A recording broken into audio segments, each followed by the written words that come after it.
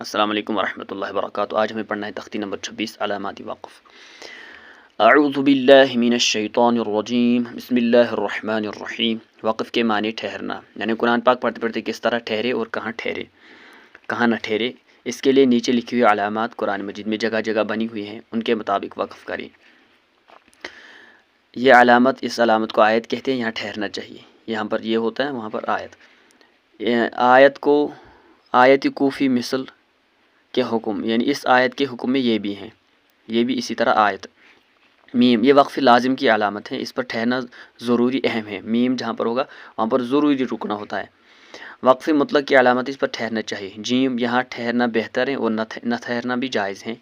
یہاں نہ ٹھہرنا بہتر ہے، ویسے اجازت ہے۔ یہاں ملا کر پڑھنا چاہے، لیکن اگر کوئی تھک کر ٹھہر جائے تو رخصت ہے۔ یہاں ٹھہرنا نہیں چاہیے، کاف جہاں پر ہوگا، کاف مطلب یہ کہ پچھلی آیت میں جو علامت آ چکی ہے وہی یہاں بھی ہے۔ یہ معانقہ کی علامت ہے، دو جگہ تین تین نقطے لکھے ہوئے ہیں تو ان میں سے ایک جگہ ٹھہر کر اور ایک جگہ ملا کر پڑھیں۔ قف، یہاں ٹھہر جائے تو کوئی حرج نہیں۔ صل، یہاں ٹھہرنا بہتر ہے۔ صلا، یہاں ملا کر پڑھنا چاہیے۔ لا، یہ علامت کہیں آیت پر ہوتی ہے، یہاں ٹھہرے یا نہ ٹھہرے مطلب نہیں بگڑتا، اور جہاں عبارت کے درمیان لا ہو وہاں نہ ٹھہرے ورنہ مطلب بگڑ جائے گا۔ سین یا سکتہ، یہاں تھوڑی دیر آواز بند کریے مگر سانس نہ ٹوٹنے پائے۔ یہاں سکتہ کی نسبت زیادہ دیر آواز بند کرے اور سانس بھی نہ توڑے۔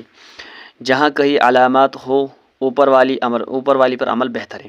آیت کے بیچ میں اگر سانس ٹوٹے تو اس کلمے کے آخری حرف کو ساکن کر کے سانس توڑے، پھر کچھ پیچھے سے لوٹا کر پڑھیں۔